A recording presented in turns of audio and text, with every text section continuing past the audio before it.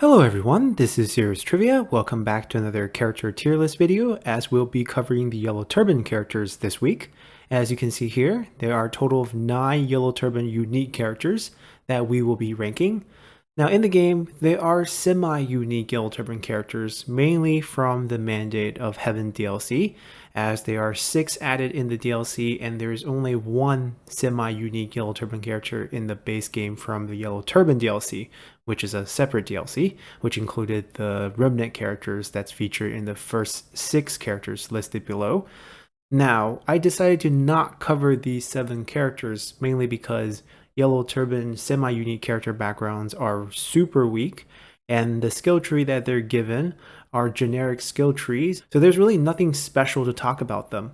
And even historically, many of the characters are either fictional or are very minor in terms of what they did.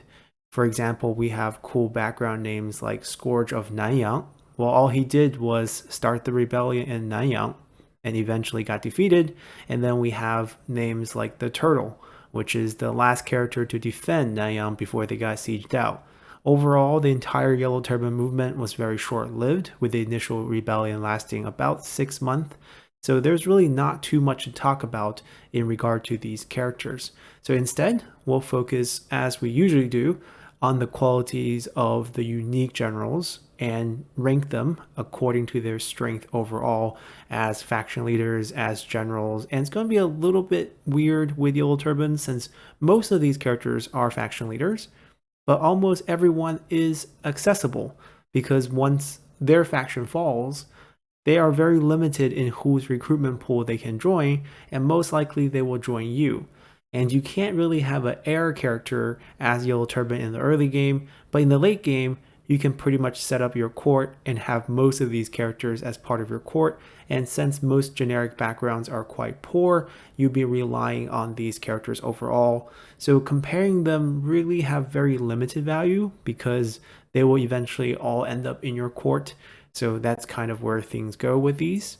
We'll take that in mind and we'll focus slightly more on their abilities in combat, but we'll still keep in mind if there's some super strong faction-wide ability that they have, we'll mention that as well. So as with all our tier list videos, we're going to take a look at an overview of all these characters first before coming back here to rank them. So kicking things off, we'll start alphabetically with Gong. So here we have Gong, Master of the Land. And this background gives him 20 points spread evenly among Cunning, Resolve, and the Instinct for a total of 60 stat points. This is going to be pretty typical for most Yellow Turban faction leaders, especially from the Yellow Turban DLC. And his faction-wide bonuses are actually pretty strong. We get 50% post-battle loot income, which is a great source of income in the game that's super underrated because during the course of the game, you'll be fighting a lot, and 50% here and there will actually stack up quite a bit. And you get 20% recruitment cost discount for polearm infantry. This has a lot to do with his faction unique unit. And the 15% armor for all spear infantry, once again, has to do with his faction unique unit. Now, when we say unique here, it's not really just unique to his faction, but rather he starts out in the beginning with this reform and this unit unlocked, whereas all the Yellow Turban characters from the Yellow Turban DLC can recruit all the characters and all the units eventually. So it's not super unique, but it is something you start out with, and it kind of reinforces your playstyle with the spear infantry by giving them more armor. Now, please note that armor values for spear infantry at the max level usually start out at 53%. So adding 15% here will reach somewhere around 68%, which is actually quite high. And we can stack that even more with certain skills and other bonuses from other generals, mainly on own retinue. So it's hard to get it faction-wide, but you can definitely build it up to the high 70s and 80s. And that's going to really take some pressure off of you dodging enemy arrows, as you are not going to have as high of range block chance since his unique polearm infantry does not actually have a shield.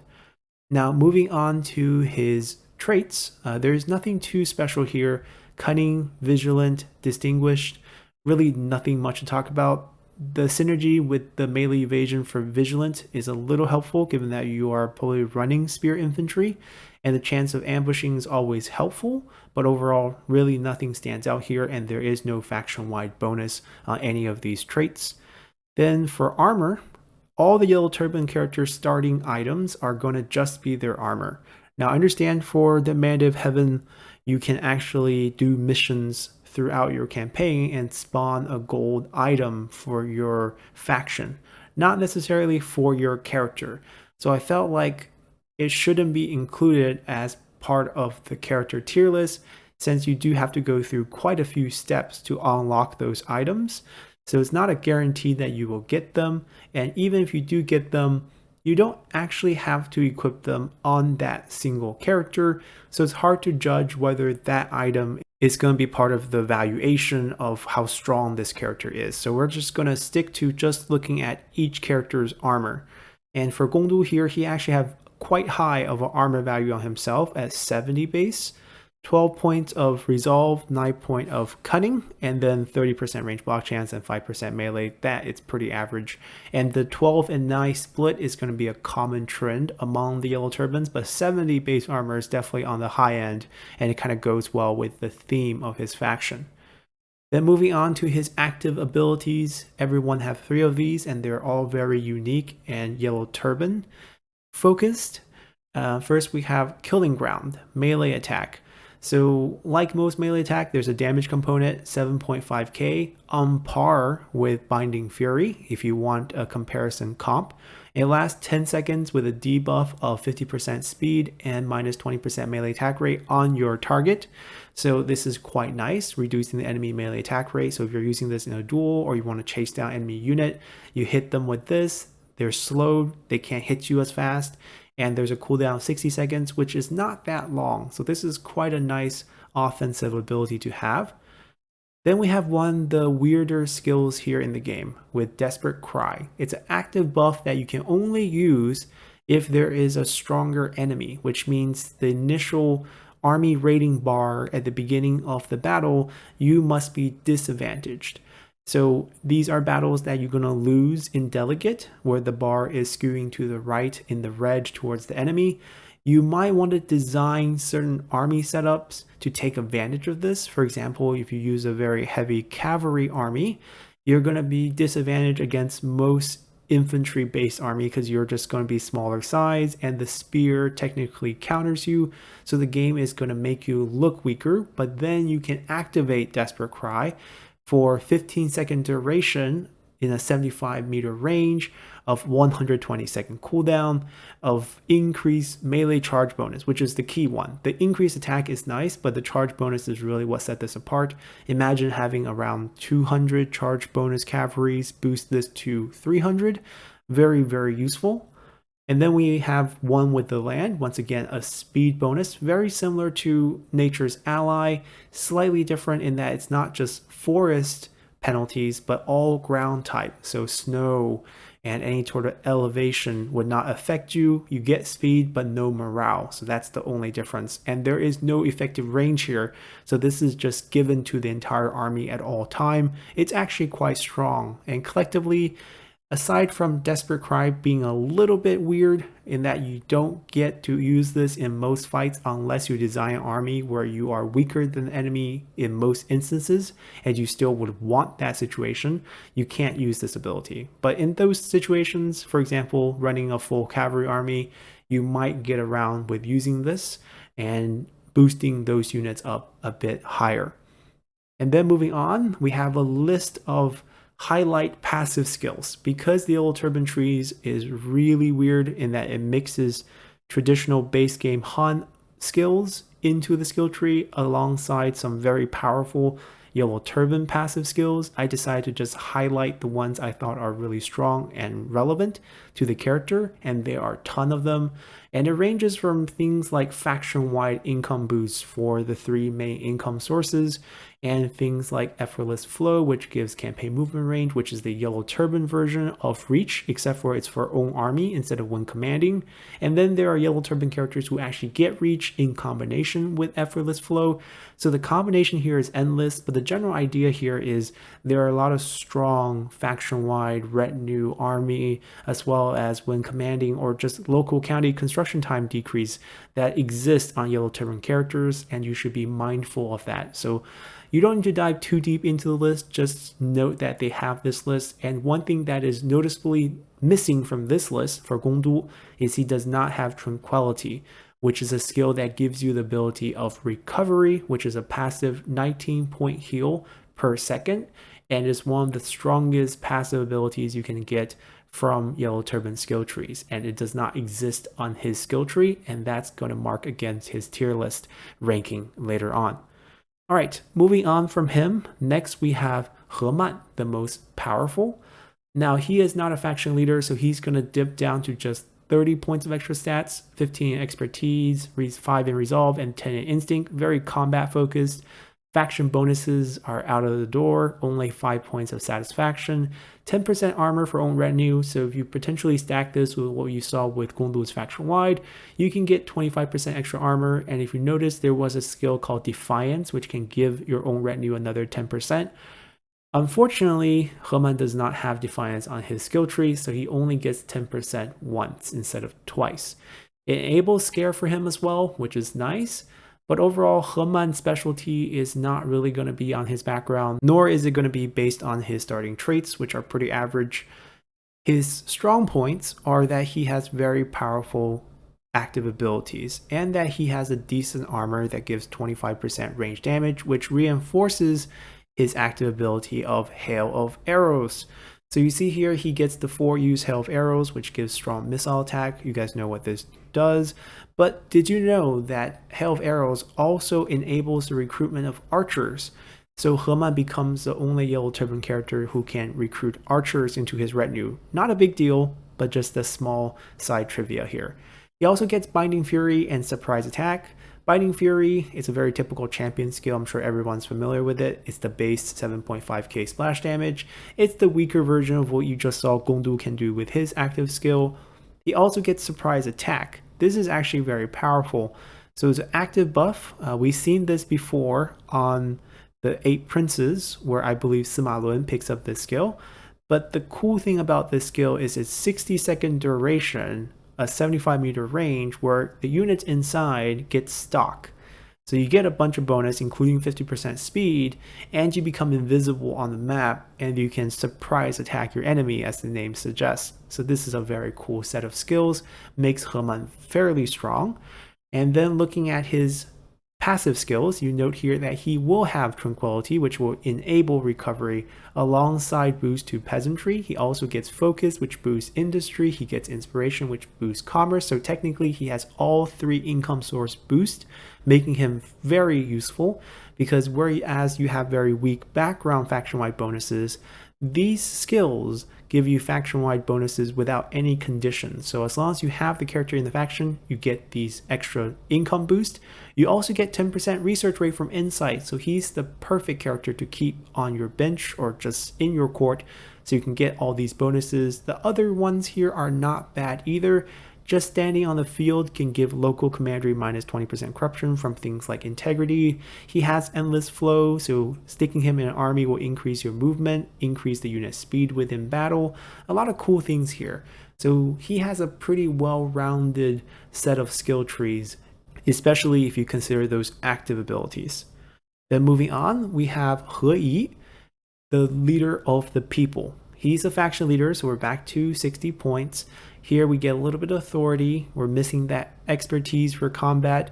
His faction-wide bonuses are more people-oriented, increased population, increased faction support. Actually fairly weak for Yellow Turban factions. He gets 15 points of melee evasion for melee infantry, also questionably weak, even though Yellow Turbans do have some very powerful melee infantry unit that I really enjoy using. So for things like peasant spams, this is actually quite useful for giving them 15 points of melee evasion, so it's not that bad. But overall, not the strongest set of faction-wide boost. And then moving on to his traits, it's more satisfaction, playing into his thematic design of being leader of the people. And as for his armor, very average. 45 is probably below average for Yellow Turban armor values. Still the 9-12 split, and gives himself Mighty Knockback. Not that impressed here. And then for his active abilities, All Front is an active buff that gives your units extra armor and melee evasion, and most of all immune to fatigue. Only for 30 seconds though, within a 75-meter range. So that's a little weak. He has one of the best melee attack abilities in the entire game with Judgment. It will reduce enemy melee damage base by 50%, and on top of that, it's a 9.4k splash damage. So usually the highest splash damage you will see in the game is around 7.5k. There are abilities that go over that, but not abilities that have only 15-second cooldowns. So in totality here, you cannot spam this ability every 15 seconds because there's also a 30-second duration. So technically you're spamming this every 45 seconds, but that's still super fast because typically it's 10-second duration, 60-second cooldown for a total of 70 seconds. Here you have a super high damage ability that nerfs the enemy damage, and still you get it every 45 seconds. So this is actually super, super strong. And then on top of that, we get one with the people, passive buff, infinite duration. As long as you're within 75-meter range, you get extra morale and extra melee evasion. So pretty useful stuff over here for all your units, making him fairly strong. And then from all his passive skills, the key ones are Tranquility, which gives him recovery. You can see a lot of the text have run onto his artwork, and the reason is he has way too many of them. I can't fit them on the screen, so I had to move a lot of the 2-line ones into 1 line. So he actually have a lot of useful skills, including all sorts of income boosts. He's unbreakable plus recovery. He gets research rate, redeployment from flexibility, making him a good leader. He's the one who has reach and effortless flow for 35% campaign movement range if he's the commanding, and also gets additional speed for his army. So these are all very useful abilities. Fire Arrow, additional post-battle loot income when present, which essentially matches Gong Du's contribution to his entire faction. So all around, very, very good set of abilities on He Yi. Then moving on, we have Huang Shao, the wielder of the heavenly ways. Once again, 60 points. Here we are losing resolve and instinct. Instead, we're getting cunning and authority. And we get 10% additional character experience because he's the scholar class, and you get stock for the whole faction. This is super game changing. All your units will have stock. It does not matter what type of battle, it does not matter what army, what generals, as long as Huang Shao is part of your leadership group, you will get stock for your entire faction. This changes the way the game is played, and it is super broken and super annoying to play against as well. So very, very strong ability. This single-handedly, in my mind, makes him the best character as a Yellow Turban, maybe even in the entire game, because it just really drastically changes how the game is approached because all your units are invisible. Then you get 15% recruitment cost for all range units, which is pretty nice, but nothing compared to the stock. And then looking at his starting trait, he has Burnt, he has Honest, he has Tranquil. All these skills are really good. So extra ammo, right? Extra income if you want, make him administrator for some reason. Minus 5% corruption for faction leader role. Extra army armor, extra army replenishment. All really great stuff. And then moving on to his armor, here's where things fall back to earth. Only 50, I'll call that average. Stats not that impressive, 5% melee attack rates, really nothing. And then looking at his active abilities, it gets a little better. You get Favorable Skies, which is the only skill here that can reduce fatigue, which is always really good, keeps your unit fresh, fixes your damage debuff that happens when you are fatigued, fixes your speed, fixes your morale. Those are all things that will go down if you are fatigued, and it's repeatable. So technically you can keep your army pretty fresh throughout the whole fight. One with Heaven is infinite duration. As long as the ally units are within your 75-meter range, they will get plus 25% range base damage, which is not super high, I realize, but still a nice bonus to have for archers, which have most of their damage on range damage. And Archer Masters are one of your faction unique unit, or the ones you get from the early game. Then we have Surprise Attack once again, which is kind of redundant on him because you already have stock for the whole faction. So I'm not going to say this is super strong, but you still get the speed, extra damage. So that part is nice, cause fear is nice, but the stock part is completely pointless here. Then moving on, we can see his list of passive skills. Here we have all three income sources, tranquility for recovery, research rate, so very well rounded for the whole faction. Some extra armor for your own retinue, those are small things. Firing rate from precision goes well with his arrow damage boost or base damage boost essentially. And then you also get things like fanaticism, which increase some melee damage and some additional replenishment for you. Nothing too special here. You can see the list is actually a little bit short, but as I said, stock really carries him as a character.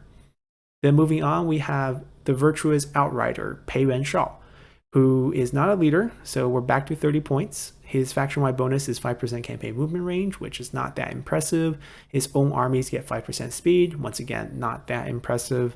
And if we look at his starting trait, also not that impressive. And then armor, he does have one of the highest armor values in the game for Yellow Turban, 72. Nothing else cool about this. Ability cooldown reduction here with a recharge, not that high. I mean, even if you have 120 seconds, we mentioned this before, this only reduces that by 18 seconds. So nothing crazy here. And then moving on to his skills, this is where things fall off. He has 3 regular Han faction skills. And we already seen a lot of the Yellow Turban skills. Those are strong. These are not, because he got the passive ones essentially, right? Debuffs, buffs, passive buffs, reduce cooldown. Wisdom River is nice, but you don't really want to see this on a Yellow Turban character. You want to have more useful and synergetic abilities. And then Unyielding Earth is also not that great. So overall, very disappointing here with the active skills. And in terms of passive ones, it's not that bad. You still have Recovery, which is probably the most useful one. You get Flaming Shot here. He's a veteran, I believe, and most veteran classes will have Flaming Shot. So that's also something you have to keep in mind when you're looking at passive skill versus active skills. Active skills are very unique to these characters, whereas passive, you can find them all over the place for all the generic classes as well. So even if we see someone with, say, all 3 income sources plus 10% research rate and tranquility, sure, that's great. But you can find that from generic characters too, so don't give too much weight to all the passive skills you find here. They will help add points to these characters when we rank them, but they're not really going to be the determining factor just because they're not that unique. And then moving on, we have the last Yellow Turban DLC character, Zhang Kai, Slayer of Tyrants. Now we say that because we're going a little bit off alphabetic order because I wanted to split off the 3 Zhang brothers, who is not related to Zhang Kai here, from the rest of the group because they are slightly different in design because they come from different DLCs. Here we still have the 30 points. We have +3 morale when attacking, fairly average, probably below average. He gets personally boost to 10% extra melee damage for himself and 5% extra melee evasion. And when they don't say what damage, it's just base damage. So it's not that high. And then his traits, pretty average here, nothing stands out. His armor, once again, very high at 72, 5% melee attack rate, not bad. And then looking at his abilities, once again, 3 Han general abilities.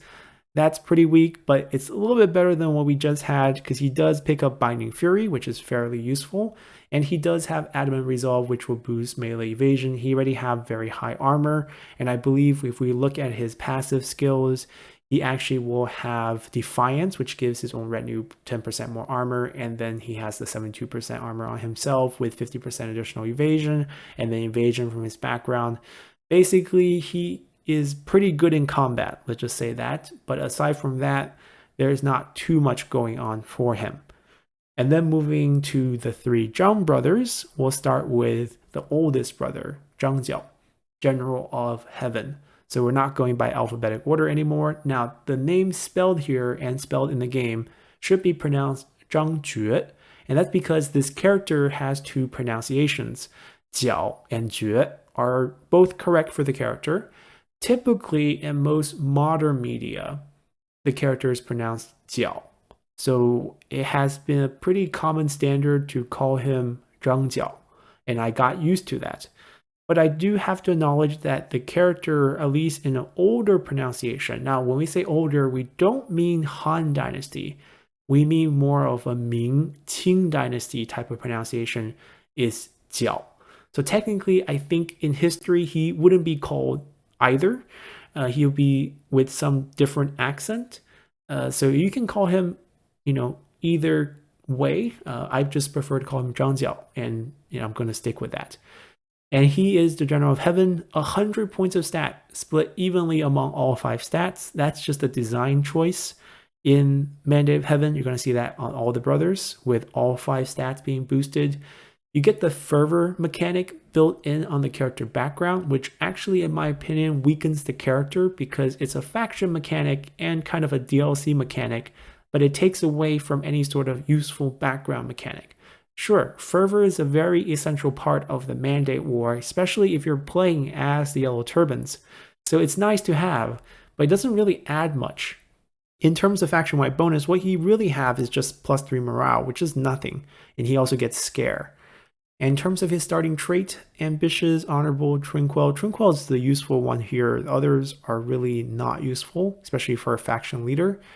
And then looking at his armor, very boring armor design. This is very typical from Mandate of Heaven. All the Mandate of Heaven armors are very boring. This is actually the most exciting one because it comes with 5 points of satisfaction faction-wide, which is not that useful because you have sky-high authority.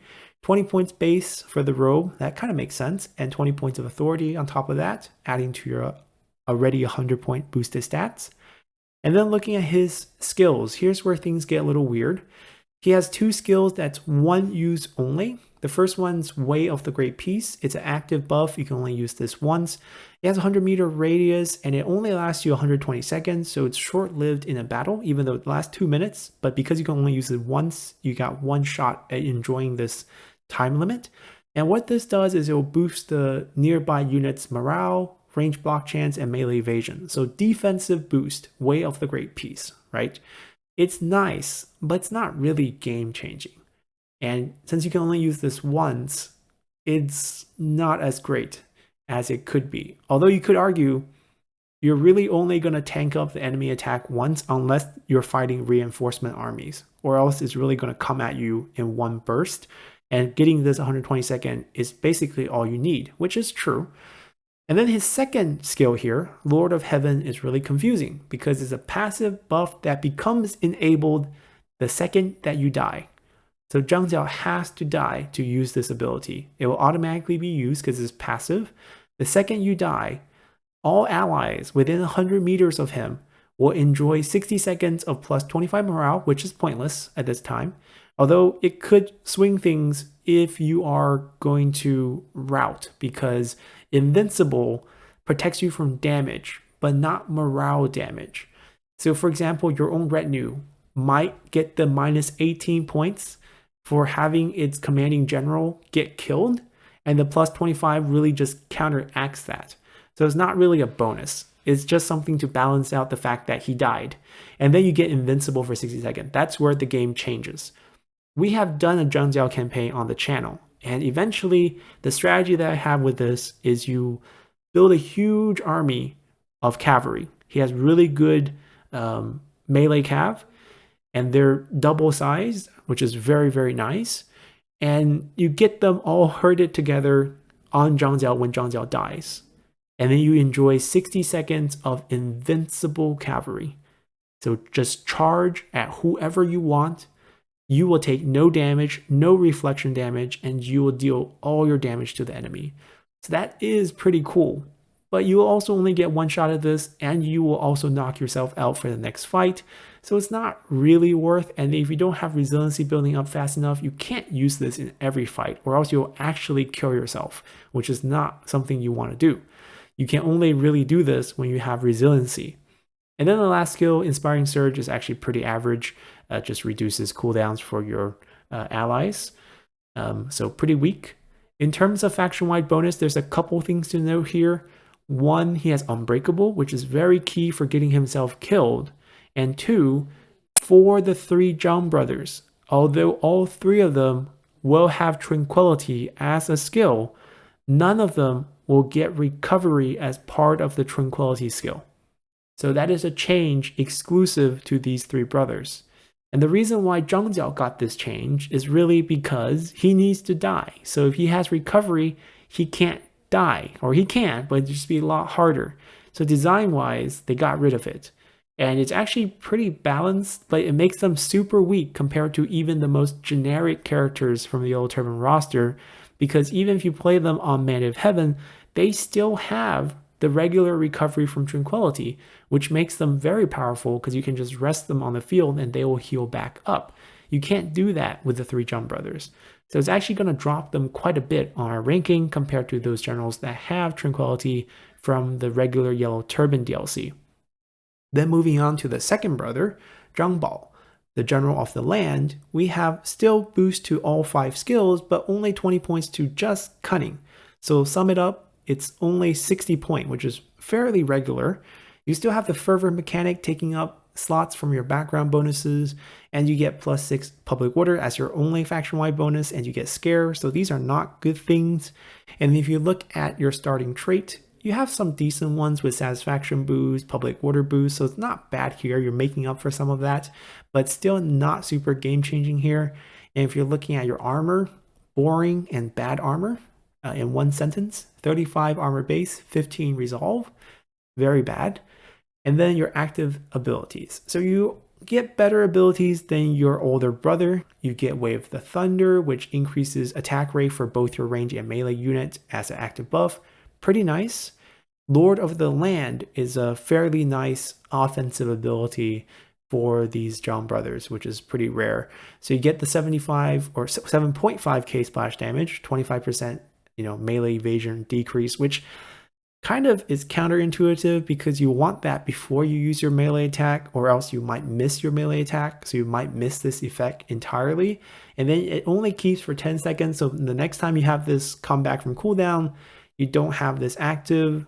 So it could be a swing and a miss with this ability, but overall it's not bad. It's kind of like a Binding Fury.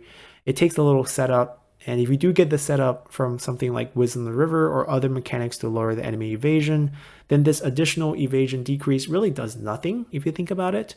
But it's kind of a guarantee. And if you're just kind of playing the chance, then hitting it would obviously be really good. Nature's Ally is pretty good as a passive buff. And then you see that we have Tranquility once again, but no recovery.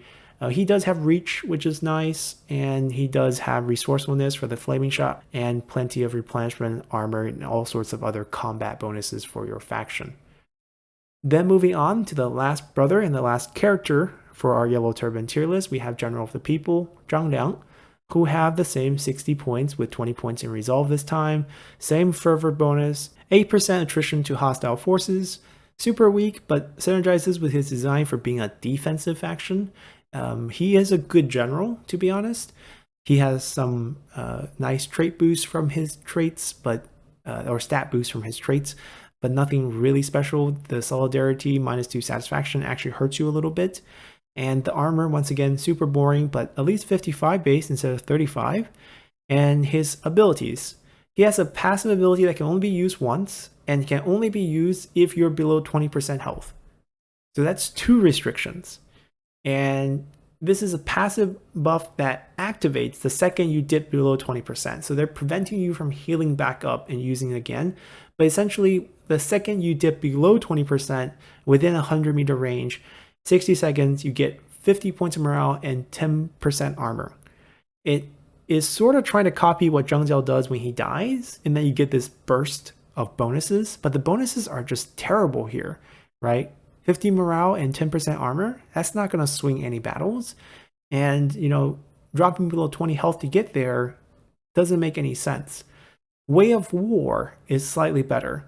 This is similar to Tenacity of Steel. It's a 5-phase stacking ability that you get when you're in melee or duel. And this boosts not only yourself, but also within 50 meters. So you're actually providing this in a zone. And it slowly builds up into phase 5, where you get 25% melee evasion, 25 points of melee damage, armor piercing. So that's not bad, 25% boost for each for all your units nearby.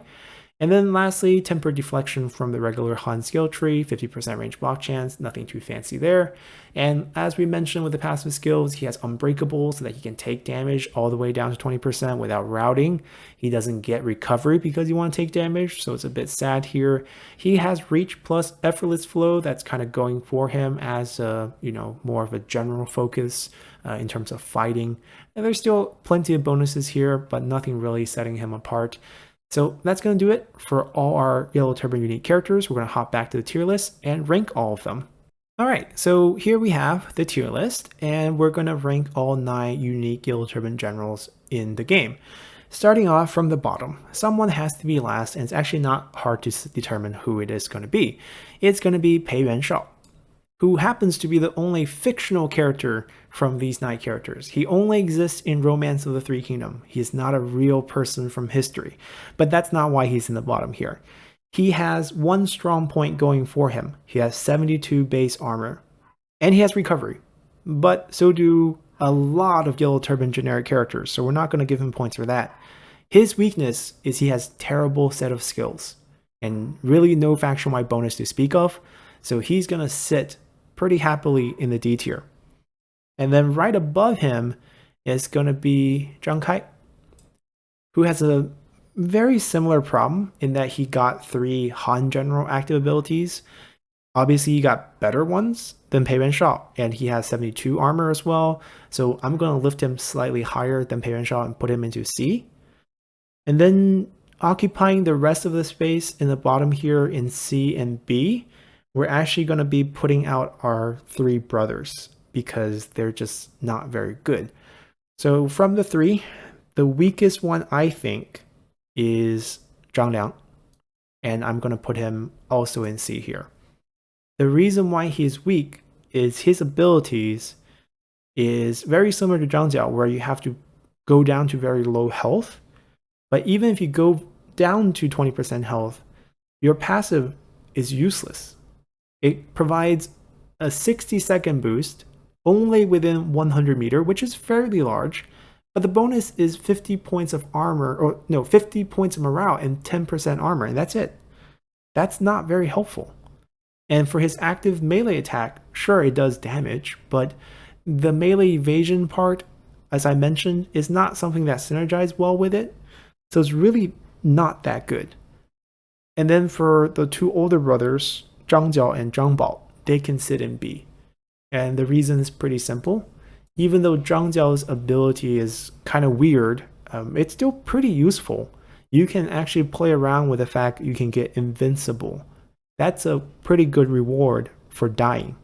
And obviously he has a lot of stats. He has the more interesting armor from all his brothers, whereas Zhang Bao has a terrible armor. Zhang Bao has slightly better skills, so that's why he's going to elevate himself a little higher, and he's the one without the I have to die to activate skills, which is why he's higher here. And the reason why these 3 brothers are lower than all our other characters that's still on our list is because they don't come with recovery, which is a very powerful mechanic, and that's a design decision that I don't really agree with. I know they want to go for the self-sacrifice look, but it makes them a lot weaker as generals in the game. Now, slotting into our A and S tier, we have the final 3 generals here, and I think the A tier general here is going to be Gong.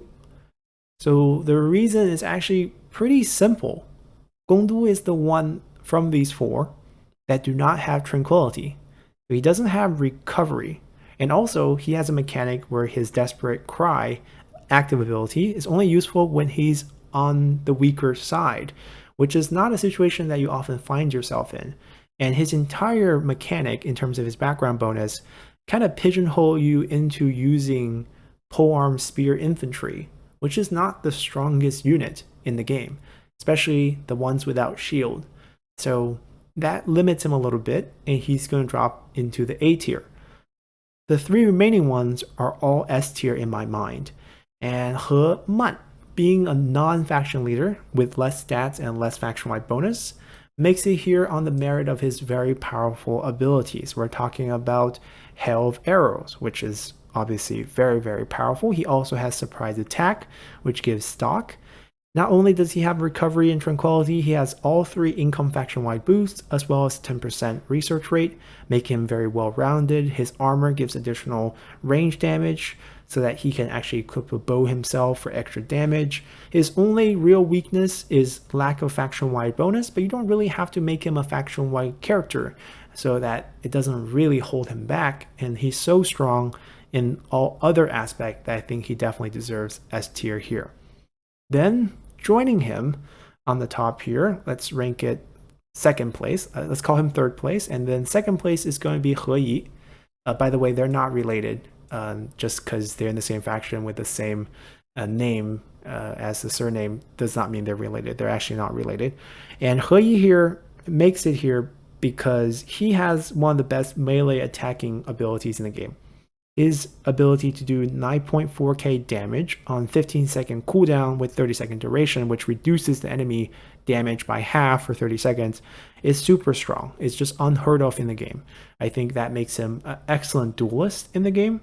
And also he has One with the People as his passive, which gives infinite duration, morale, and melee evasion boost, which is so much better than, let's say, Zhang Liang's, drop to 20%. I'll give you guys additional morale and additional 10% armor versus 15 points of morale and 15 points of melee evasion that you get constantly for staying around He Yi. So essentially, the 3 Yellow Turban DLC leaders were made much more powerful than the 3 Mandative Heaven leaders, and it actually even shows from stats with their active abilities. With all the active abilities for He Yi, Huang Shao, and Gong, they get 12 points of stats. Whereas Yellow Turban characters, when they were first launched, they got 0 points of stats, and then it was patched. So now each of those abilities will unlock 8 points of stats, which is pretty normal for characters. But you can just see that Yellow Turban DLC characters are just a bit stronger. And then taking our top spot is going to be Huang Shao. And the reason is very straightforward, because he has, stock for the whole faction, which is something that you just want to have. He is a brilliant general himself with Honest for faction-wide corruption reduction, Tranquil for army boost. He has a range damage boost for passive. He also has surprise attack, which is slightly redundant on him since all your faction already have stock. And he has just a pretty well-rounded faction mechanic that changes the way you play the game. So I think he definitely deserves the #1 spot on our list. So that's going to do it for our Yellow Turban tier list. Next week, we're going to be doing the unique non-deployable characters. So here comes all the Imperial Court members, your emperors, your empresses, your eunuchs. So hopefully you guys will enjoy this one, and see you guys next week. Bye.